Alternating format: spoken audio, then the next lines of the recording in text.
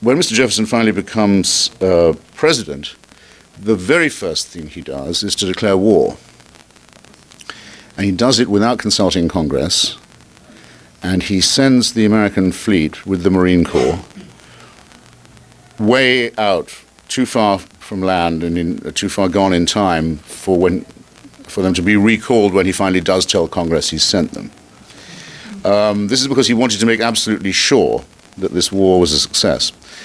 The war he declared was known to us as the Barbary War, and largely forgotten, I think, now in our history, but of extreme importance, not just as America's first war, but as a war of liberation.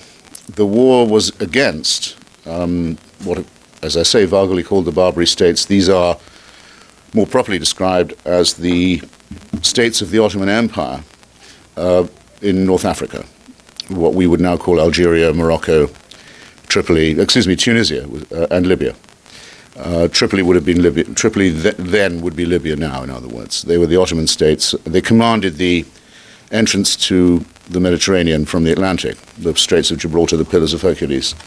They were in an extraordinary position to impose their will on navigation, and it's calculated now by the best historians, a lot of this is quite recent work, that between 1750, about 1750 and about 1820, about 1.5 million Europeans and Americans were kidnapped by these powers, taken from their ships, the ships were taken to, and pressed into slavery. You could avoid this if you paid a tribute to the relevant potentate, the bey or sultan, which most European powers tended to do.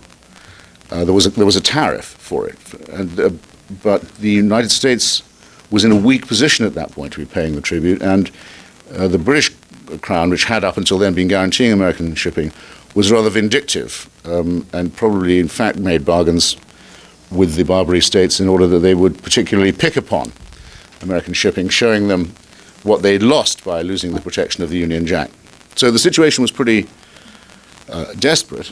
These ships were, very powerful too. It's recorded that almost the entire, I'm not making this as a local pitch because I'm in Annapolis, but the entire town of Baltimore in Ireland was carried off, the entire population, in one night by Arab slavers and never seen again. They ranged that far north and all the way down into the Atlantic.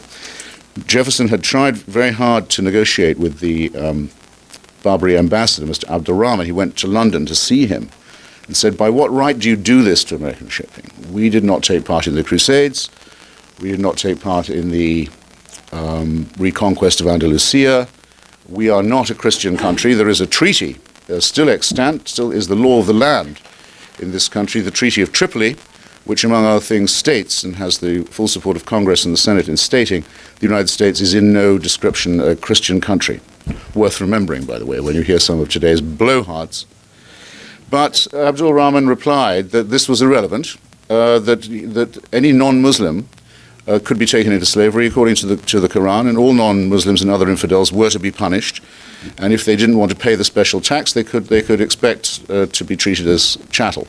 Well, it was decided not to be spoken to in this tone of voice, and the fleet set sail, and after a fairly prolonged bombardment, I won't tell you the whole story, and some very heroic operations now associated with the names of Stephen Decatur in particular, a change of policy was imposed. The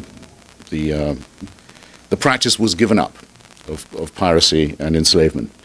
And it's the reason why the first line of the Marine anthem from the halls of Montezuma to the shores of Tripoli is the line that it is, because that's the first time the American flag was planted in war on another country's soil. This was a very brisk start to Mr. Jefferson's presidential life, and he meant it, I think, I argue strongly in my book, to show that the American Revolution was not for Americans alone, that the ideas that it embodied were, he hoped, capable of universal emulation. He hoped that they would spread.